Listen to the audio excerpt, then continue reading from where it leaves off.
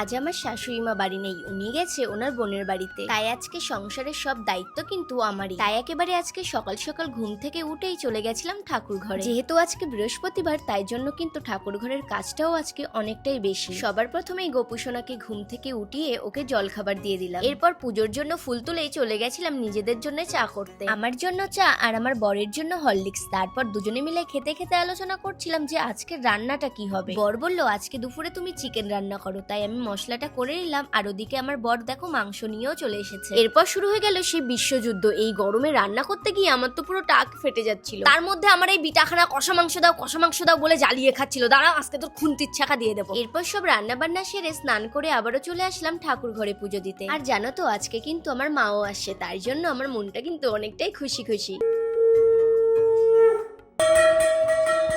Finally কিন্তু আমার পুজো দেওয়া হয়ে গেছে। আর এদিকে দেখো আমার মাও চলে এসেছে। তারপরে আর দেরি না করে সবাই মিলে বসে পড়লাম খাওয়া দাওয়া করতে। আর আমার হাতের রান্না খেয়ে আমার বরের ঢংটা একবার দেখো। এমনি সত্যিই কিন্তু রান্নাটা খুবই ভালো হয়েছিল। টাটা।